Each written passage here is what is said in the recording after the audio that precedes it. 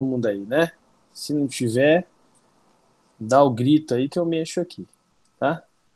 Bom, então nós vamos falar hoje, vou falar mais devagar para dar tempo de todo mundo entrar, mas nós vamos falar a partir de agora, esse é o novo conteúdo aí, política econômica brasileira. Acho que não vai dar tempo da gente terminar tudo hoje, mas vamos falar um pouquinho dessa política econômica, né? Política econômica tem a ver com as medidas adotadas, né, pelos governos. Então, todo governo tem uma política econômica. Toda vez que a gente tem alternância desses governos, essa política econômica ela muda também, né? Então, lá nos militares, nós tínhamos um tipo de política econômica, né? Antes deles, por exemplo, com o Vargas, tinha um outro tipo de política econômica, com o Juscelino, com os militares, né? Depois com Sarney, depois com Collor, aí vem Fernando Henrique, com Lula, com Dilma, né? Que era uma política muito parecida. E depois também a política econômica aí atual, né, do Jair. Então, todos os governos eles trazem uma característica, que é a sua política econômica.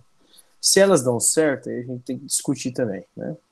Na maioria das vezes, na nossa existência aqui dentro desse país, essas políticas econômicas não deram certo, né?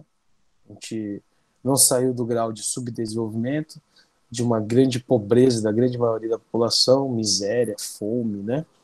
E desigualdade social. Então, quer dizer que as políticas econômicas adotadas até 2020, né, não deram resultado, tá?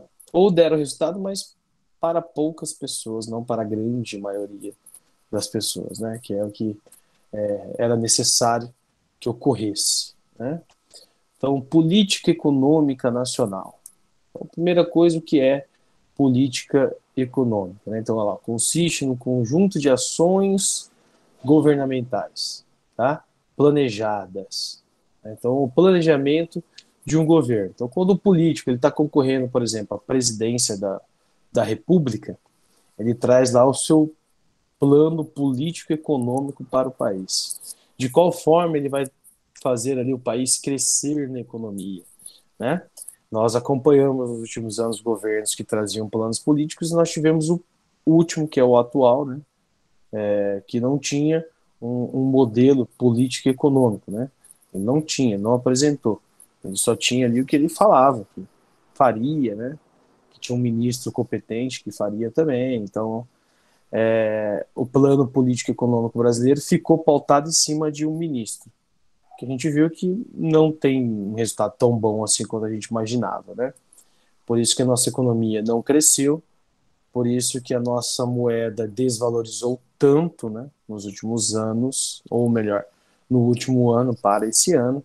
E aí, além de toda essa desvalorização, nós tivemos ainda que contar com um período de pandemia, né, que aí desregulou o que já estava ali reguladinho, né, e aí virou tudo isso que a gente tem visto na atualidade. Que um país que não consegue superar essa crise, né? Nós temos uma crise política, financeira, social, né? Então a gente não conseguiu superar. Então é necessário que toda vez que nós tenhamos aí governos, nós tenhamos planejamento. Planejar faz parte, né, desse conjunto de ações a serem tomadas. Se não planeja, não tem ação, né? Ou a ação não vai ser executada de forma correta, o que acaba prejudicando a economia, né, desses países. No caso aqui a gente está citando o Brasil, então seria esse exemplo, né? A falta do planejamento acabou prejudicando aqui a nossa economia.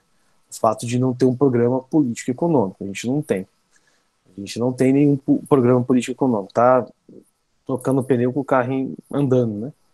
Principalmente trocando o nome de programas que já existiam e sendo a mesma coisa. Então, isso não é programa político econômico, né? Isso é usurpar ali o que já existia e não resolve muita coisa, tá? Essas ações são executadas ali pelos agentes políticos econômicos, né? Então você tem o governo, você tem o Banco Central, você tem o Parlamento, que são aqueles que vão executar aí esses programas, nesses planos, tá? Além disso, Fundo Monetário Internacional, FMI, e o Banco Mundial também são fundos ali que executam ações, né? Essas ações, ou são os agentes políticos que vão executar essas ações aí, tá? Realizar esses modelos, essas políticas econômicas. O FMI e o Banco Mundial, por exemplo, fizeram uma política econômica na década de 90 para países subdesenvolvidos. Essa política econômica se chamava neoliberalismo para a gente, né? Dentro do neoliberalismo tinha lá o consenso de Washington, que se resumia em privatizações, abertura econômica, né? Abertura para a entrada de multinacionais e corte de gastos públicos. Isso é o modelo político econômico? Eles colocaram aquele modelo. Quem quisesse pegar empréstimo naquela década de 90 para sair da crise tinha que seguir o que eles queriam. O Brasil fez isso, porque queria empréstimo. Então, o Brasil fez tudo isso que eles fizeram, ou que eles solicitaram como uma ação. O Brasil fez. Né? Cada vez mais existe uma interação ali entre entidades multinacionais, isso porque nós estamos numa era que vocês já ouviram falar, a tal da era da globalização, né? Que é ali o aumento do meio técnico-científico informacional, para a gente trazer para a discussão da geografia, seria isso, né? Essa era globalizada, ela aumenta a quantidade de fluxos que existe, então nós temos fluxos de pessoas, mercadorias e capitais a todo momento, né? Ocorrendo, se relacionando, né? Interagindo ou integrado. As multinacionais, elas permitiram essa aproximação, né, constante nos últimos anos, aumentando nos últimos anos também, tá? Isso porque elas estão no globo todo e principalmente nos países subdesenvolvidos depois que eles fizeram a abertura de mercado, né? Então elas estão ali competindo com as empresas nacionais e elas estão atendendo a demanda a qual elas foram criadas, né? Que é a interferência em outros estados, tá? E até nas políticas econômicas desses outros estados, desses outros governos, né? É para isso que existem aí essas grandes multinacionais, tá? Programas de política econômica no Brasil. Nós temos até a República, o início da República, 1889, um grande programa político aqui para essa região, né? Que é o de colônia. Então, o modelo agroexportador. E benefício social zero, só para os centros urbanos onde a coroa tinha interesses, né, sociais e econômicos ali de relação entre elas. Então, se resumia a região sudeste, Rio de Janeiro, São Paulo, né, onde você tinha ali política econômica. O restante do país era afastado desses interesses, não era integrado, né, não havia discussão de integração com essas áreas, então o programa político econômico o restante do país não funcionava. Aí vem a República, há uma mudança nesse sentido, a tomada ali do poder, a mudança do sistema de governo, mas política econômica de fato só a partir de 1930, com a crise do café em 29, a mudança, né, do modelo econômico brasileiro. Sai de um modelo agroexportador para o modelo desenvolvimentista. Ali começam as políticas econômicas, tá? De produzir mais matéria-prima, de se industrializar, transformando essa matéria-prima, de integrar todo o território nacional. Ó, isso já é um programa político-econômico, né? A integração, a criação de um grande mercado consumidor, isso já é uma política econômica nacional. Então, a nossa primeira política, para a gente poder falar assim, a mais recente, né, ela vai vir com Vargas, década de 30. Então, essa é a mais forte que nós temos, né, porque ela já traz ali um entendimento de integração nacional, integração do território, né, criação de um grande mercado consumidor, né, que iria absorver ali essa demanda, tá? Essa demanda produtiva, melhorando a economia brasileira, colocando o Brasil entre potências, né, ou discutindo com potências.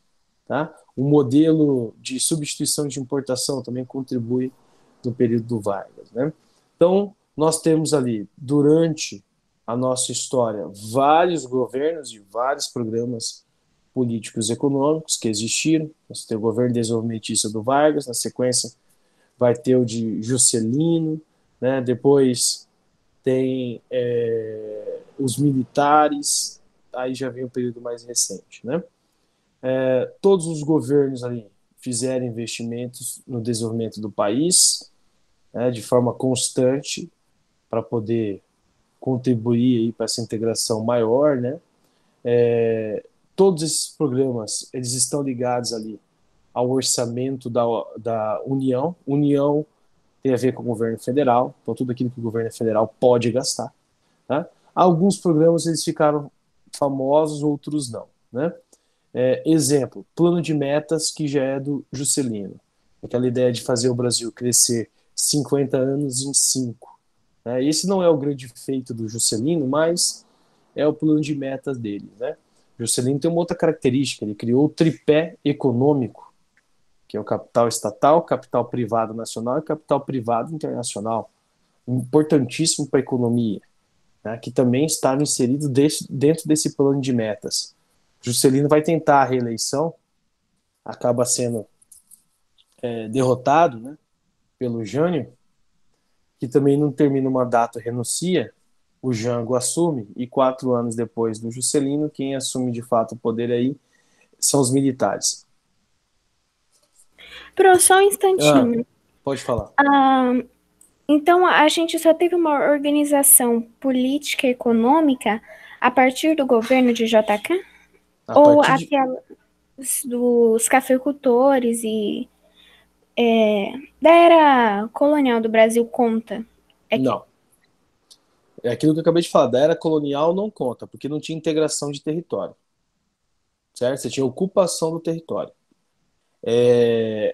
Programa político e econômico do Brasil, o primeiro que nós temos é em 30 com Getúlio Vargas. Esse é o primeiro, que é um modelo desenvolvimentista, de desenvolver o país. Né? Dentro desse modelo do Getúlio Vargas, desenvolvimentista, tinha a questão da integração da nação. É com Vargas que começa, por exemplo, o surgimento das ferrovias, rodovias, hidrelétricas, levar energia elétrica para outras regiões, a não ser São Paulo e Rio de Janeiro. Rio de Janeiro, que energia faltava direto. Então, programa político econômico, de fato, começa com Getúlio Vargas. É que ele não dá nome a esse programa político, por isso que não ficou tão famoso. Né?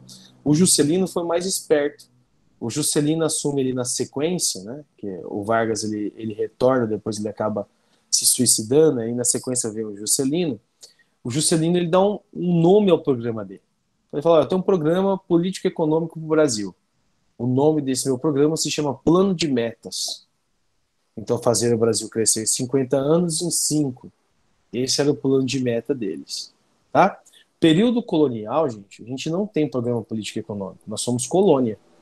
Colônia significa extensão de território. Área de exploração. Só isso. Né? Fins de acumulação de capital. Só isso. Isso não é programa. Tá? Nós vamos chegar lá, nós vamos falar deles. Tá? Então, período colonial não tem programa, porque nós somos área de exploração. Tá? Então, o europeu tinha um programa com a gente aqui. O programa era explorar aquele território, né? O português tinha. Tá? Nós não tínhamos. Então, programa político e econômico é quando a nação busca a integração dela para fortalecer a economia, né? E crescer economicamente em relação a outras potências. Beleza? Tranquilo?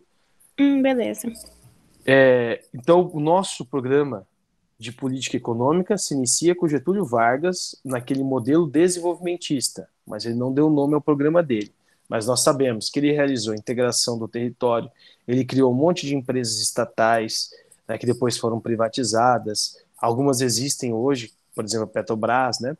Mas ele cria todas essas empresas, ele gera energia elétrica para o país com criação de usinas, ele cria direitos trabalhistas, tá? Muita gente fala assim, mas o Vargas era populista. Era, mas isso não faz sentido para a gente aqui. Se você for para pensar, a maioria dos políticos são populistas, né?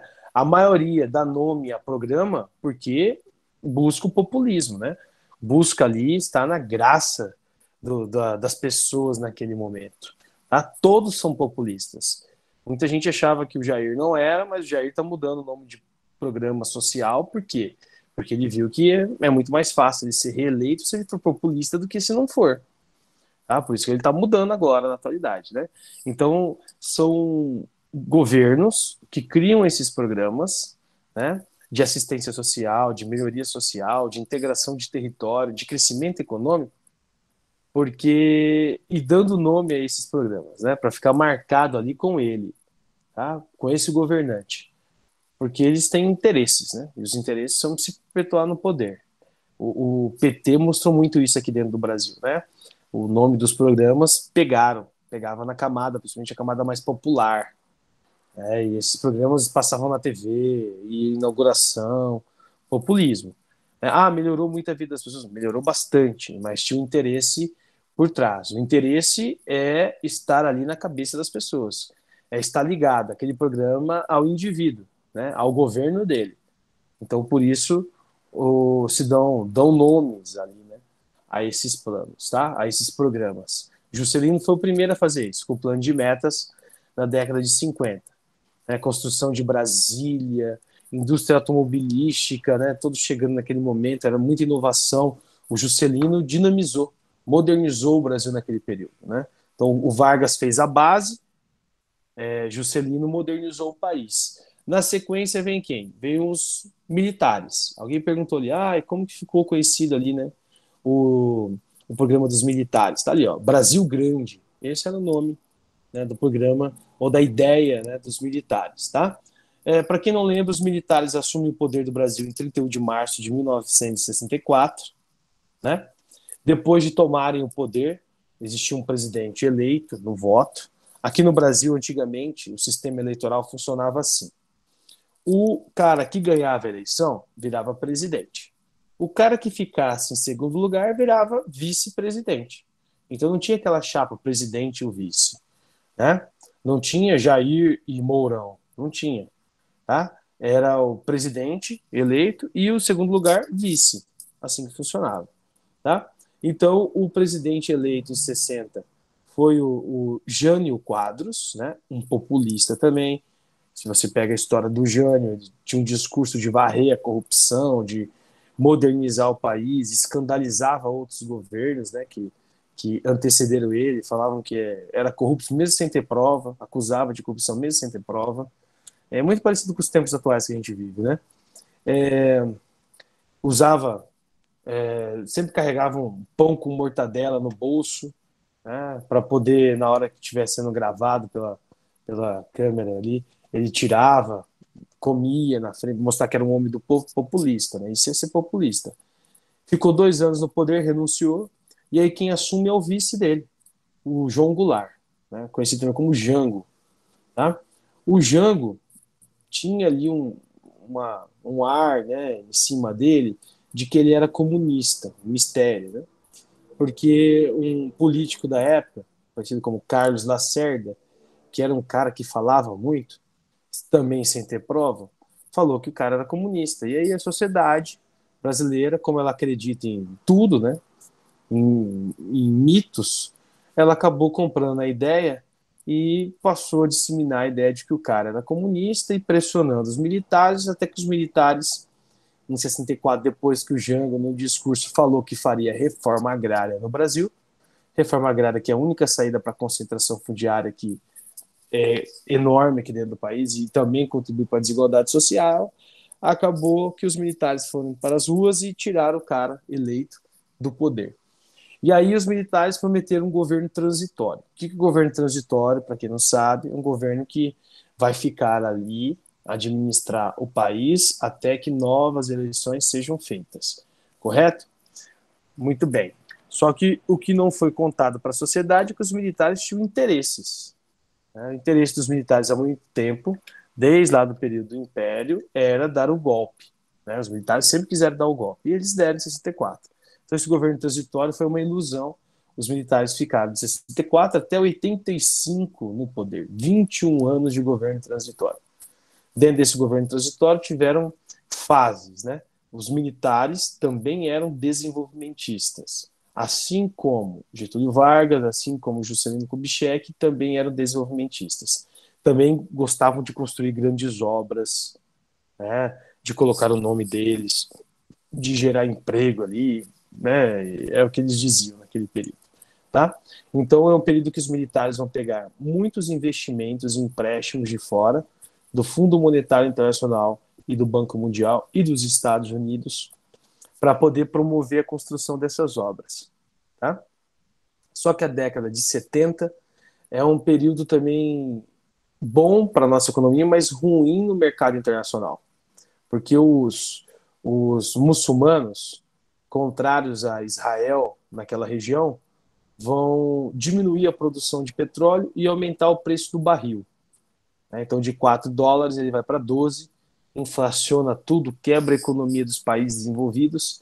E uma das saídas que os Estados Unidos impõem ao Fundo Monetário, ao Banco Mundial, é que aumente o valor dos juros para os empréstimos que já tinham sido feitos. E o Brasil aceita isso. O Brasil aceita, porque os Estados Unidos é o grande benfeitor, né, brasileiro. A gente adora os Estados Unidos, a gente acha que eles fazem muita coisa pela gente, né? E o Brasil acaba aceitando e aumenta a nossa dívida externa. Olha aí o que os caras fizeram, né? Aumentaram a nossa dívida externa. Então o Brasil com os militares ele tem 2 décadas, é assim que é definido. Década de 70, período do milagre econômico, muito dinheiro entrando, modernizando o país, fazendo a Revolução Verde, né? Expansão agrícola no campo, tá? Geração de emprego. E a década de 80 é a década perdida, porque é o período que vem a conta para você pagar, e a conta está mais cara. E o Brasil não tinha dinheiro para isso, né? Então a década de 80 é a década perdida com os militares. Então o programa dos militares não deu certo, né? O programa de desenvolvimento deles não deu certo, o programa político e econômico, porque era um programa que não era em geração de riqueza nacional, era de acumulação de capital, e acumulação de capital vindo de empréstimos para a construção de grandes obras. Aí eu pergunto, essas grandes obras foram concretizadas, foram finalizadas? A grande maioria não.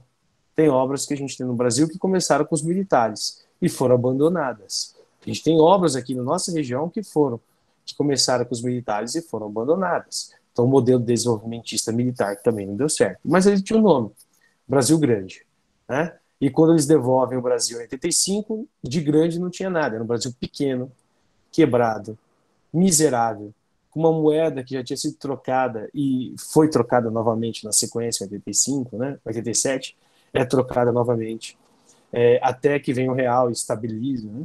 A inflação quase 300%, não sei na onde foi o Brasil Grande dos militares, mas esse foi o nome dado por eles a esse programa, tá? Fizeram diversos investimentos ali em infraestrutura, fizeram mesmo, quilômetros de estradas, de rodovias, grandes obras, Itaipu Binacional nesse período, né? Ponte Rio-Niterói, aeroportos, isso eles conseguiram fazer. Outras obras ficaram para ser terminadas, algumas obras tiveram que ter aditivos, ou seja, o dinheiro foi insuficiente ou sumiu, né? Foi desviado, mas é um período em que você também não pode questionar a corrupção, né? Porque senão os militares te matavam. Você não questionava o governo, senão o militar te matava, é assim que funcionava, tá? Por isso que os mais velhos, mais antigos, falam assim, no período dos militares não tinha corrupção. Tinha. É que você não podia questionar, né? Imagina você questionando. Pega as entrevistas desses militares na década de 70, década de 60. Mandava jornalista calar a boca, mandava fechar jornal, né? Foi colocado aí o ato institucional número 5, o AI-5, que censurava todo mundo. Então, censurava jornalistas, estudantes. Essa aula, por exemplo, isso que eu estou falando aqui, se fosse no período da ditadura, assim que eu encerrasse essa aula gravada, no segunda-feira eu não entendi ali. Põe de novo essa colocação. Eu, por exemplo, encerrando essa aula aqui, né, e ainda gravada, pelo amor de Deus, nunca mais vocês teriam aula comigo se eu estivesse falando isso, contando esses fatos aí pelos militares, né? É, é assim que funciona, né? Quem é de família militar, e eu também sou, questionar esses momentos, né? é algo assim impossível, né? Porque é como se não aceitasse o que é evidente, né? O que é fato. As pessoas que morreram, pessoas que sumiram, até crianças, né? Como foi divulgado no passado pelo próprio governo americano, que entregou relatórios em que o Ernesto Geisel teria assinado ali, né? E permitido o assassinato de crianças para poder prejudicar ali os pais que eram subversivos, ou seja, contrários à ditadura. Eles tinham que aceitar a ditadura. Mas isso é um período que ficou no passado da nossa história, né? O autoritarismo, ou não.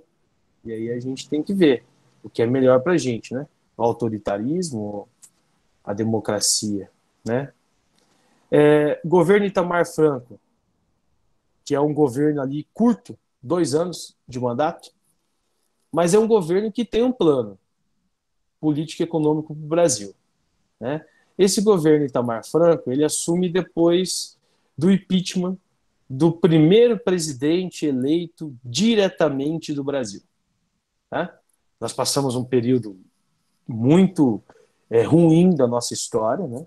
Que é o período militar, é um período onde não tinha eleição direta, as eleições eram nos quartéis, então não tinha a sociedade civil escolhendo seu representante, eram sempre aqueles cidadãos lá mais velhos, né? Generais, né? Os grandes estrelados aí da nossa república, e eram eles ali que ficavam alternando no poder, né? Nós tivemos vários à frente do Brasil, tá? Então os quartéis é que escolhiam. Na sequência, em 85, nós temos o primeiro presidente civil sendo eleito, mas de forma indireta, que é o José Sarney, né? Que na verdade nem foi ele que tinha sido eleito também, tinha sido o Tancredo Neves, o avô do Aécio Neves, mas o Tancredo acaba passando por um procedimento cirúrgico um pouquinho antes da posse dele e ele falece nesse procedimento cirúrgico. E aí assume o vice, José Sarney. Você vai falar assim, o Sarney, 85, né? Já tinha ali 60 e poucos anos. Sarney tá vivo ainda? Tá vivo ainda, muito vivo. Nossa, deu entrevista outro dia, tá bem. Foi o primeiro presidente da redemocratização, escolhido indireto, de forma indireta. Ou seja, o parlamento é que escolheu o Sarney para ser presidente. Na verdade, Tancredo, mas Sarney era vice, então Sarney também, né? De forma direta, o primeiro eleito é Fernando Collor de Mello e o seu vice é Itamar Franco. Então, o Itamar era vice do Fernando Collor de Mello. O Fernando Collor de Mello foi para um segundo turno numa eleição em que tinha vários nomes legais naquela época, né? Você tinha o Collor, que vinha lá com um ar, né? Todo um mito em cima dele, que ele era caçador de marajás, né? Ele caçava lá os caras que ganhavam muito e trabalhavam muito pouco, né? Tinham práticas ilegais. Então, tinha um mito por trás, né? Por trás desse cidadão. E aí você tinha o Lula, que era da classe operária, né?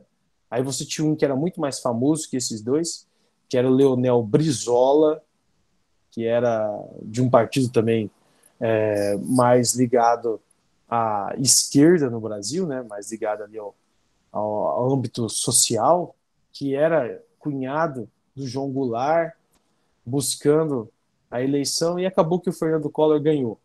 Ficou 2 anos, teve práticas ilegais, vários esquemas, né, que ligaram o nome dele, esquemas de corrupção, de acumulação de dinheiro público, né, muito parecido, né, com o que está ocorrendo na atualidade, na conjuntura atual do país, vários escândalos e poucas explicações.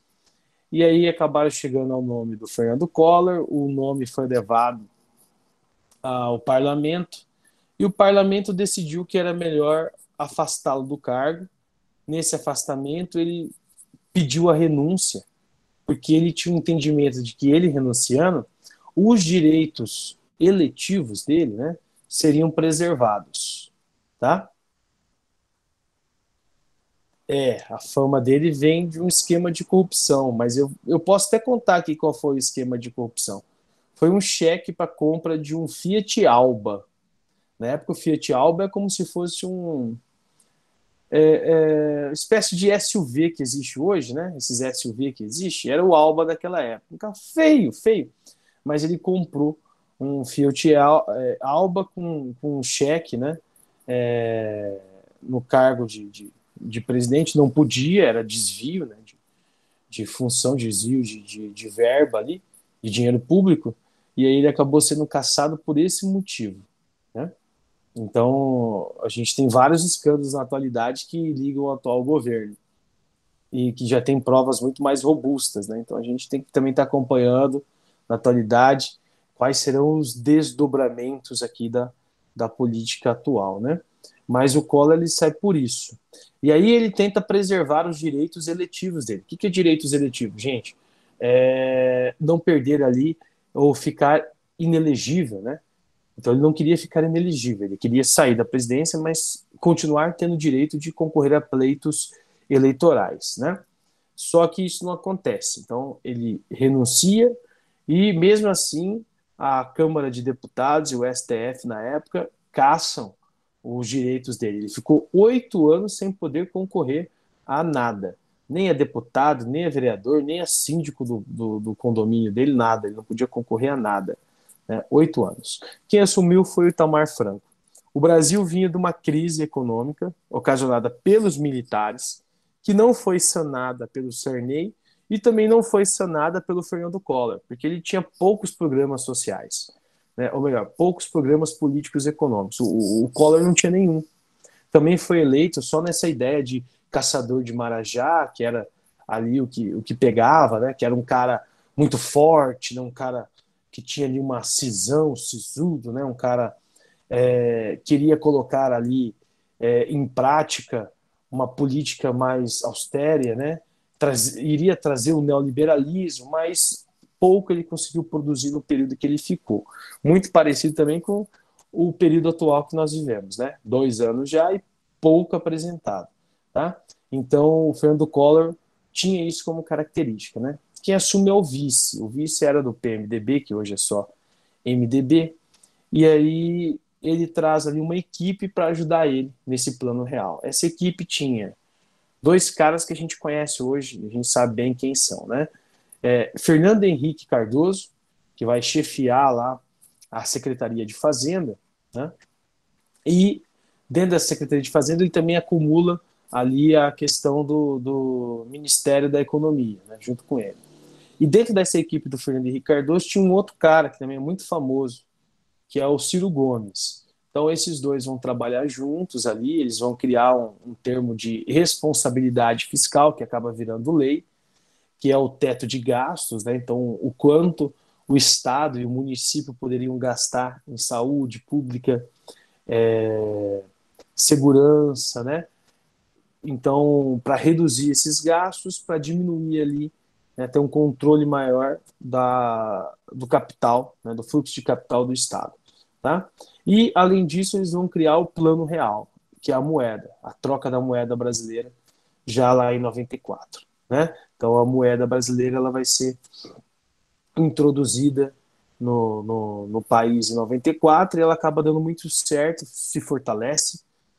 Apesar de tudo que a gente está passando agora, com o dólar quase R$ 6, né, que é uma outra marca do governo atual, a desvalorização da nossa moeda nacional, essa moeda brasileira acaba sendo uma das mais fortes do mundo. O real, hoje, atualmente, é uma das moedas mais fortes do mundo, apesar de tamanha desvalorização, né? Também criado dentro do governo do Itamar Franco. Tá?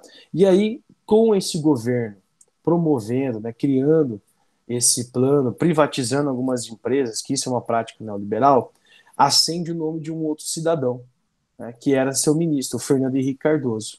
Ele fica mais conhecido. Ele era um deputado federal que estava em decadência, né, sem muita visibilidade, é convidado pelo Itamar a fazer parte do ministério, representando o PSDB, acaba dando certo, e aí ele volta a ter o seu nome na grande mídia. isso ali garantiria a ele a eleição a presidente da República em 94.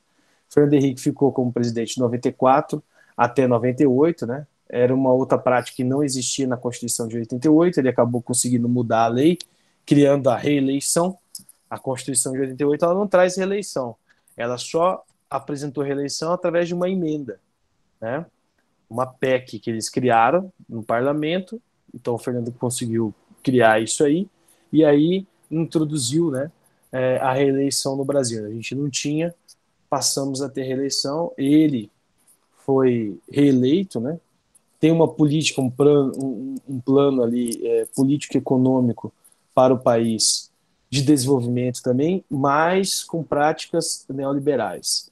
Fernando Henrique Cardoso cortou muitos gastos públicos, mas não cortou o cabide de emprego, isso continua existindo dentro das grandes corporações estatais, né? Privatizou várias empresas, não as principais, mas várias empresas, tá? Algumas gigantes, como a Vale do Rio Doce, foi privatizada pelo Fernando Henrique Cardoso, né, em 1997. Tá? Também praticou abertura econômica, tudo.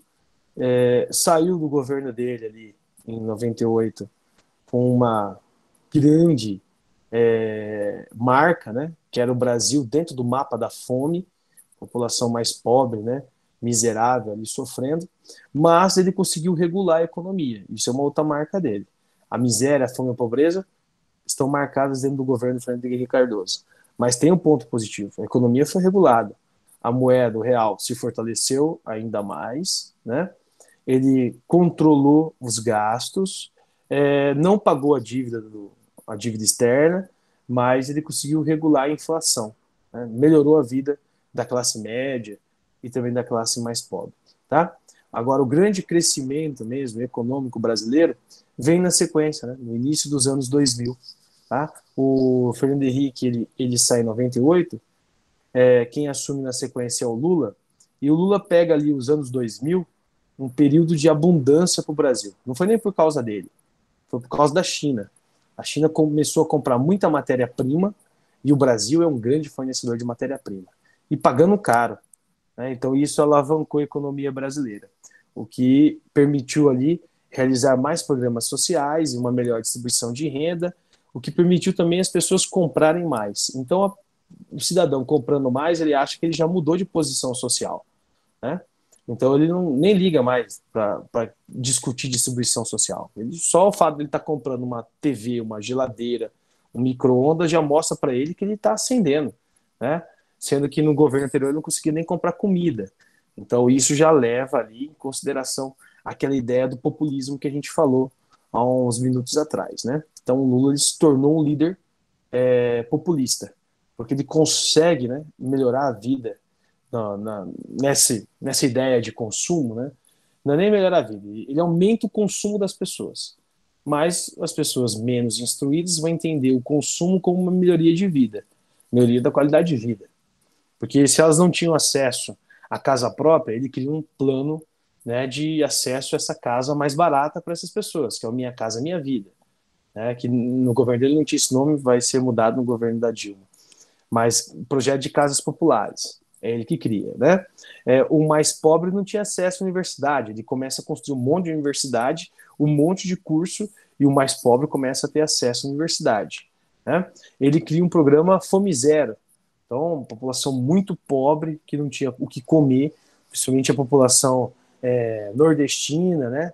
E nas regiões do centro-oeste também, mais afastadas, né? Regiões mais periféricas, ele começa a levar comida a essas pessoas.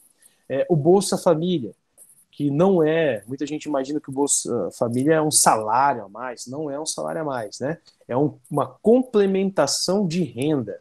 Isso existe no mundo todo. Ele também cria essa complementação. Na verdade, já existia. O Fernando Henrique Cardoso já tinha criado vários programas, é bom que a gente fale isso sempre, né? Vários programas sociais. Então, o Fernando Henrique Cardoso tinha criado lá o Bolsa Escola, o Vale Alimentação, Vale Gás, um monte de coisa. O Lula vem, junta tudo isso, né, e cria o Bolsa Família. Tá? A mesma coisa que o Bolsonaro está fazendo agora. O Bolsonaro está pegando todos os programas sociais e quer criar um só, né? Que eu até esqueci o nome do que ele quer criar agora, acho que é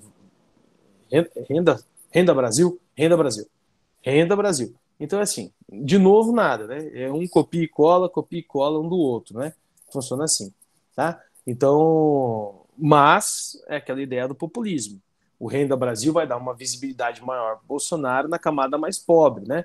O pobre vai olhar o quê? Ó, eu ganhava R$ 190 no Bolsa Família, agora eu estou ganhando 300. Foi esse cara que está no poder que me deu. Então, é a ideia do populismo ali, barato, né, para eles, mas que dá retorno. O retorno é eletivo, né? O retorno é o voto. Daqui 2 anos, que é o que está pensando o atual presidente, não está pensando nos 121 mortos da Covid, e sim na reeleição em 2022, essa é a ideia, né? Então, esse é um programa aí do Lula, né? Que é o programa que vai durar ali até 2007, porque nós temos ali ele sendo eleito em 2000, né? Vai ser eleito em 2000, 2002, 2004, reeleição, 2008 ele deixa, quem assume na sequência é a Dilma, que vai trazer outros programas. Um grande programa dele, marcante, é esse ali que está aparecendo para vocês, o Programa de Aceleração de Crescimento, o PAC.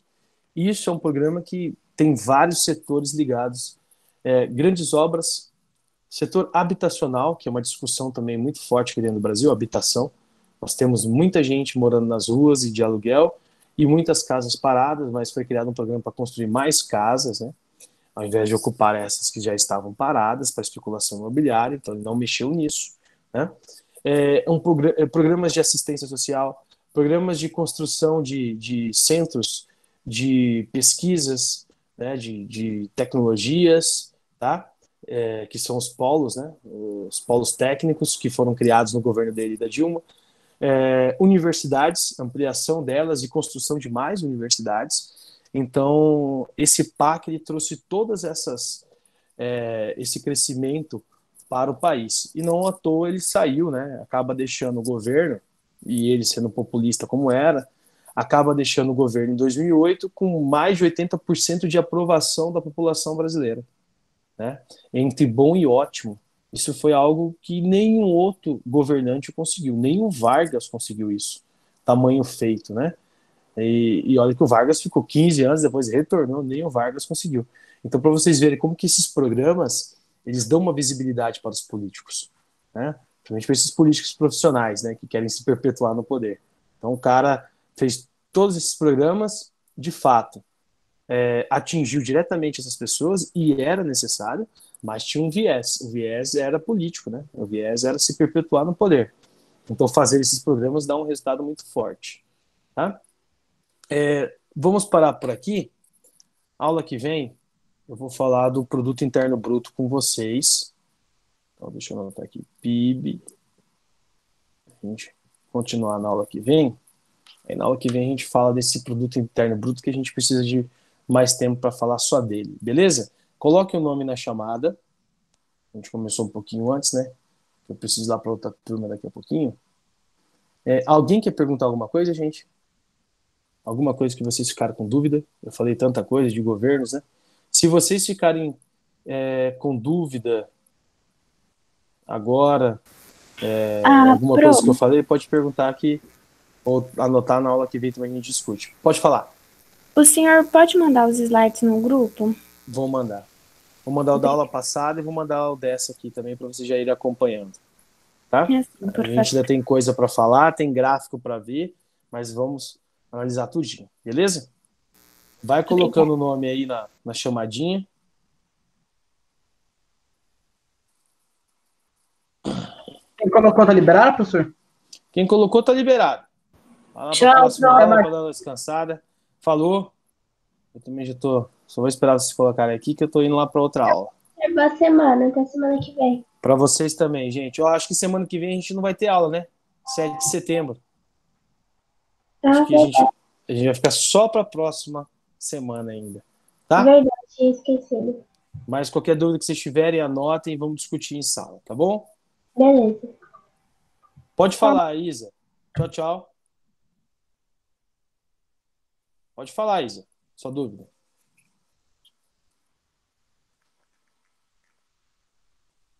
Se a presidência não tem conhecimento da economia. Deixa eu abrir aqui o chat, que senão não consigo pegar. Tchau, professor. Tchau, tchau.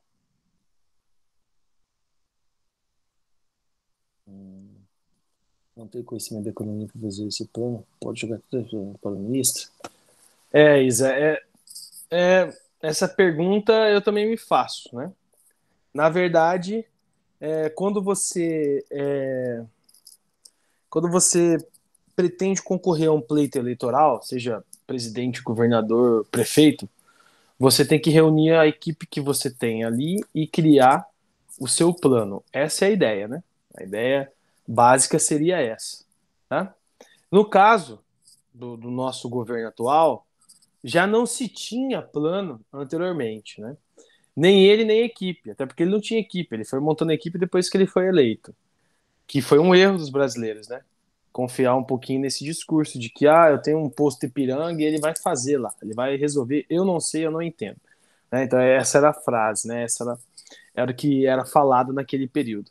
Então, esse foi o maior erro, né? E hoje o governo faz o quê? O governo cobra do ministro. O governo fala, quero isso. E o ministro, ele se sujeitou também, né, a todo esse processo. Ele poderia muito bem ter falado, não vai funcionar assim. Mas ele não fez, né? Ele não fez também. De certa forma, ele acabou sendo conivente, ele acabou concordando, tá? Então, hoje ele ia ter que aguentar a pressão. E a pressão, ela tá muito forte, porque nós temos 14 milhões de desempregados, devemos chegar no ano que vem com 16 milhões. A gente tem um grande número de informais, de trabalhadores informais. Nós temos uma economia que não cresce. Do PIB do ano passado, que foi apresentado no começo do ano, antes até da pandemia, foi de 1%, PIBinho, né? E justamente por causa do agronegócio e das exportações de minérios, né? Que contribuíram ali para a nossa economia. Então, a gente não tem crescimento econômico, né? E não tem perspectiva. A indústria está fechando, o comércio está fechando, então não tem política econômica. O Brasil hoje não que a gente fale isso sempre, né? Política econômica a gente não tem. E o ministro da Economia, que deveria apresentar uma política econômica, também não apresentou, então, ou não apresenta, e aí acaba que a gente vai sempre discutir isso. A gente vai sempre estar discutindo, né? É delicadíssimo, porque nós estamos no meio dessa questão econômica. Se o Brasil não melhora a economia, nós somos os prejudicados. A nossa moeda não valoriza, né? Como que a gente vai viajar para fora do país? Aí você tem um ministro que fala assim, tava uma farra danada, até empregada doméstica tava indo para Disney. Não é verdade, né? Mas talvez agora esteja melhor com o dólar, o real, o dólar quase R$ 6, né? Como que a gente vai conseguir viajar para fora? Não vai viajar mesmo, né? E a ideia é, se você não tem um plano político econômico, você não consegue controlar essas áreas, essas ações, né? Então, seu país fica prejudicado, sua nação fica prejudicada e a economia fica prejudicada. Esse é o grande ponto, né?